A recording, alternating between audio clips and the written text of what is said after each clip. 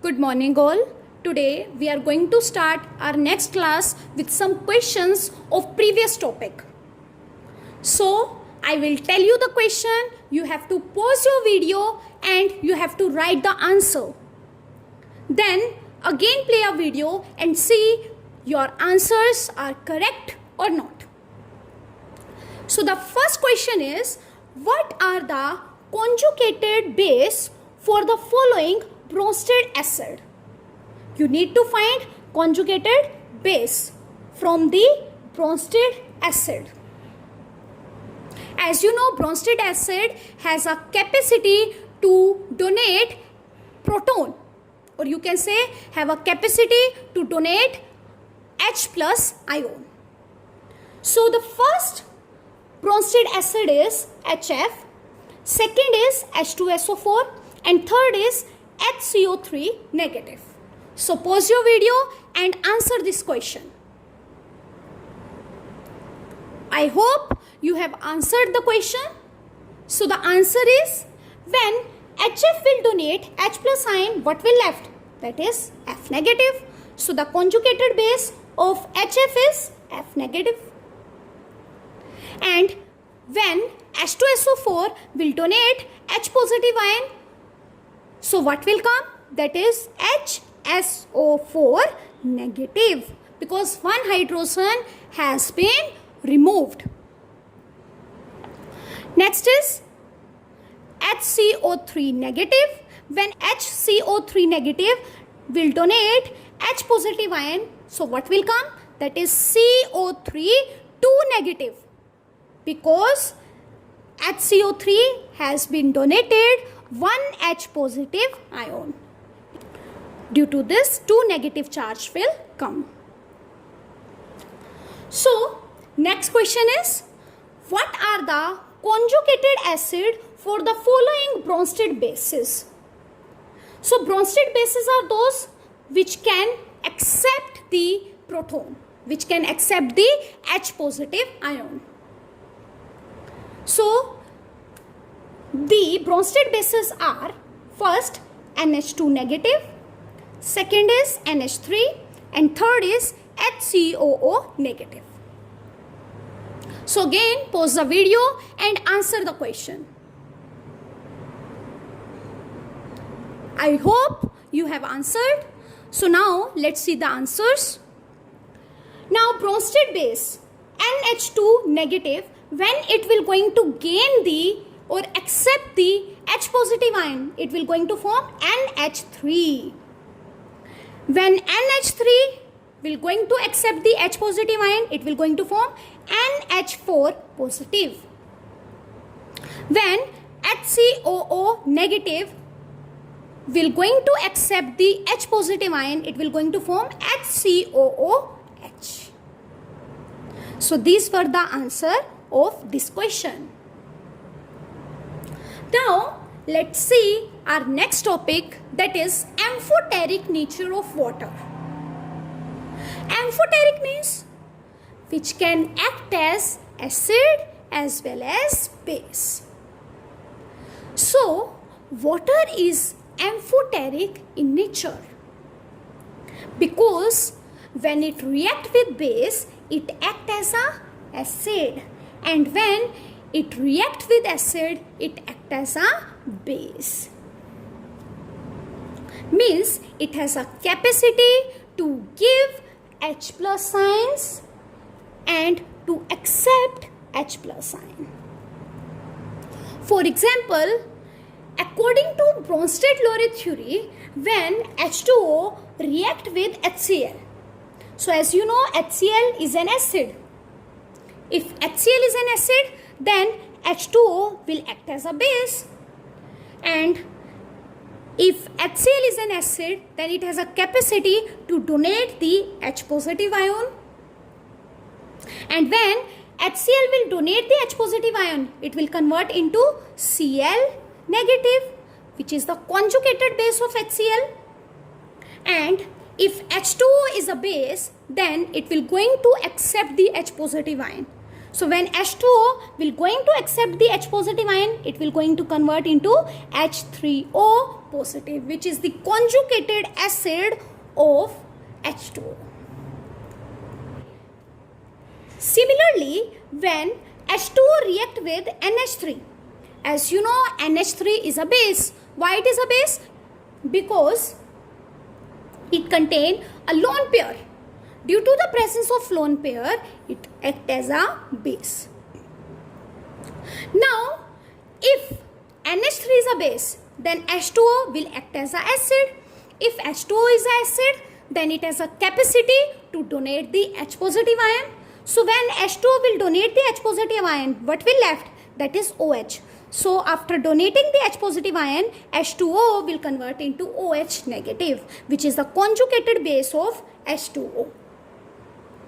And NH3 is acting as a base, so it will going to accept the H positive ion and will convert into NH4 positive, which is the conjugated acid of NH3. I hope you have understood this. Now let's see the advantages of Bronsted-Lowry theory. This theory is more broader than Arrhenius theory. This you all know. Second advantage is that it explains acid and basic behavior in non-aqueous medium also, whereas Arrhenius theory was only applicable to the aqueous medium. And third advantage is it explains the basic character of the substance like Na2CO3, NH3, etc., which do not contain OH group. Now let's see the limitations of Bronsted-Lowry theory. This theory also emphasized the presence of hydrogen in an acid like Arrhenius theory. Hence, it cannot explain the acidic behavior of substances. As you know, what Bronsted-Lowry theory said, acids are those which can donate H positive ion. Like Arrhenius theory. What Arrhenius theory said? That acids are those which can donate H positive ion, which can give H positive ion. So same like this, Bronsted-Lowry theory also said about acid. So it cannot explain the acidic behavior of substances like CuSO4, AlCl3, etc., which do not contain hydrogen but they are acids. This theory defines bases as a proton acceptor. But there are some bases which do not accept proton, like calcium oxide, magnesium oxide. You all know they all are bases, but they cannot accept proton. So according to this theory, we cannot explain their basic nature. So due to these limitations, a next theory was given by Lewis. That is the Lewis theory of acid and bases. So according to Lewis, what do you mean by acid? Acid is any species that can accept a shared pair of electron. And bases is any species that can donate a pair of electron. So acid will going to accept the electron, whereas bases will going to donate the pair of electron. For example, NH3. As you know, nitrogen has 5 electrons in its outermost shell. So out of 5, nitrogen is forming a bond with 3 hydrogen. And now how many electrons are left? That is 2, which is unshared. And so due to the presence of this lone pair, or you can say a pair of electron on this nitrogen, it is acting as a Lewis base. And for example, BF3, boron has 3 electrons in its outermost shell. and with this 3 electron it is forming a bond with 3 fluorine. Now let's see the electrons present in boron, that is 1, 2, 3, 4, 5 and 6. Only 6 electron. But as you know, to complete the octet it need 8 electron. So it will going to accept the electron to complete its octet. So due to this it will going to act as a acid, whereas ammonia will going to donate the electron pair, so it will going to act as a base. So when ammonia react with BF3, the pair of electron present on the nitrogen of ammonia will going to be donated to the BF3 and to complete its octet. So here you can see ammonia is donating the electron pair, so it will going to act as a base, whereas BF3 is accepting the electron pair, so it will going to act as a acid. And when ammonia will donate its electron pair, so it will going to form a coordinate covalent bond.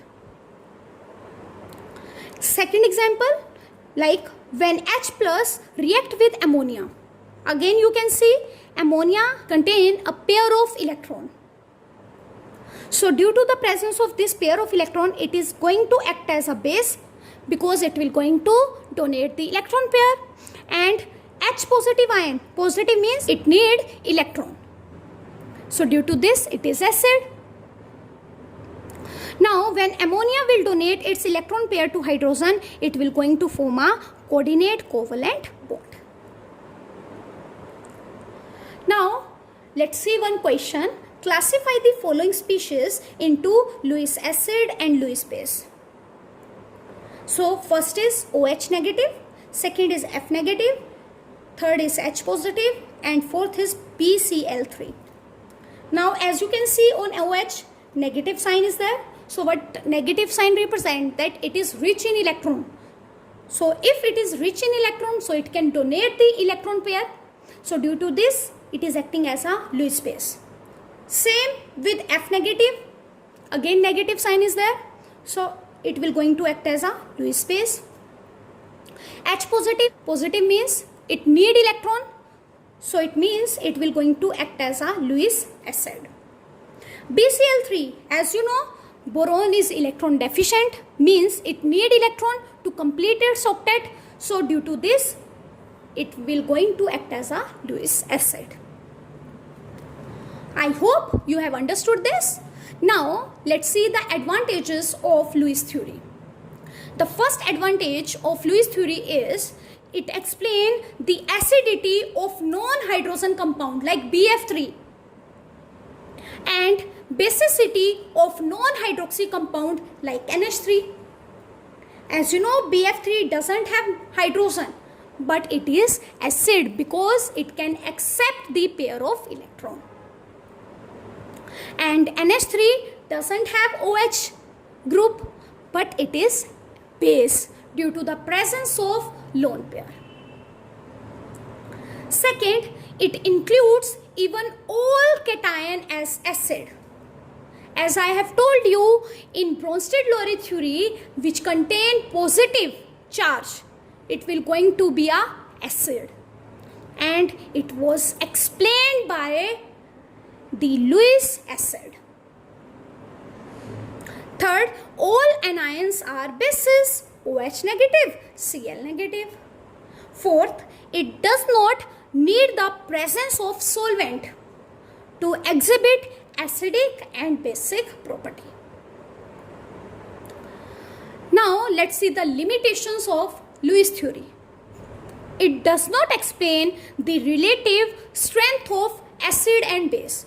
Means acid is how much acidic in nature, a base is how much basic in a nature. It cannot be explained by the Lewis theory.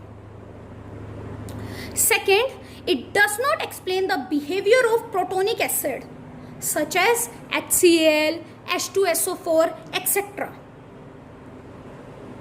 So HCl is not a Lewis acid, but it is a Arrhenius acid or Bronsted-Lowry acid. Now let's do the questions. So the first question is all Arrhenius acids are Bronsted acid? The answer is yes, because both require hydrogen to be a acid. Arrhenius acids say acids are those which can give H positive ion, and according to Bronsted, acids are those which can donate H positive ion. So both require hydrogen to be an acid. Due to this, all Arrhenius acids are Bronsted acids. Next question is, all Arrhenius bases are Bronsted base? The answer is no, because according to Arrhenius, bases are those which can give OH ions, and according to Bronsted, bases are those which can accept H positive ion. Next question is all Bronsted acids are Lewis acid? The answer is no, because according to Bronsted, acids are those which can donate H positive ion, and according to Lewis, acids are those which can accept a lone pair, or you can say a pair of electron. So due to this, we can say that HCl and H2SO4 are Bronsted acid but not Lewis acid, because they cannot accept a pair of electron. Next is, let's see dissociation constant of weak acid and base. The dissociation constant of weak acid is represented by Ka, and the dissociation constant of weak base is represented by Kb. Weak acid, for example, acetic acid, and weak base, for example, NH4OH, that is ammonium hydroxide. In general, weak acid is represented by Ha and weak base is represented by BOH. So let us consider a weak acid is Ha, and Ha in aqueous solution reversibly give H positive and A negative ion, and at equilibrium its dissociation constant, that is Ka, will going to be equals to the concentration of H positive ion into the concentration of A negative ion upon the concentration of Ha. That is product, concentration of product upon concentration of reactant. Similarly, if I will take the example of acetic acid, then acetic acid reversibly give CH3COO negative plus H positive ion. At equilibrium, its dissociation constant will be equals to the concentration of CH3COO negative into concentration of H positive ion upon concentration of CH3COH, that is acetic acid. Concentration of product upon concentration of reactant. Now similarly we can write for base.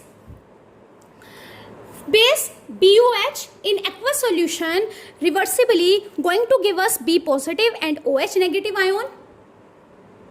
Then at equilibrium its dissociation constant is equals to the concentration of B positive into concentration of OH negative upon the concentration of BOH, that is concentration of product upon concentration of reactant. Now let's see the dissociation constant and ionic product of water. At 25 degrees C or at room temperature, water reversibly give H positive ion and OH negative ion. As you know, pure water is a weak electrolyte. Pure water is a weak electrolyte. It will not going to dissociate completely into H positive and OH negative ion. So H2O reversibly give H positive and OH negative ion, or you can write when H2O react with another molecule of H2O, it will going to give H3O positive and OH negative. Then at equilibrium constant of water is represented by Kw, or you can say dissociation constant is represented by Kw. and it is equals to the concentration of H positive ion into concentration of OH negative ion upon the concentration of H2O. That is concentration of product upon concentration of reactant. Experimentally, it has been seen that at 25 degrees C, the concentration of H positive ion is 10 raised to the power minus 7. Or you can say 1 into 10 raised to the power 7. As you know that water is neutral, due to its neutral nature, the concentration of H positive ion is equals to the concentration of OH negative ion. So if H positive ion is equals to 1 into 10 raised to the power 7, so OH concentration will also be equals to 1 into 10 raised to the power 7. Now, as you know, pure water is a weak electrolyte. It will not going to dissociate completely into ions. So due to this, we can take the concentration of water 1, or you can say the concentration of water constant. So if we are taking the concentration of water 1, then Kw will be equals to the concentration of H positive ion and the concentration of OH negative ion. And as you know, the concentration of H positive ion is 1 into 10 raised to the power 7 and concentration of OH negative ion is 1 into 10 raised to the power 7. So if we will going to put this value in this equation, then it will be Kw is equals to 1 into 10 raised to the power minus 7 into 1 into 10 raised to the power minus 7. And bases are same, power to be added, then it will be 1 into 10 raised to the power minus 14. Or this and this is the ionic product of water. So I hope you have understood today's topic. That's all for today. Have a nice day ahead.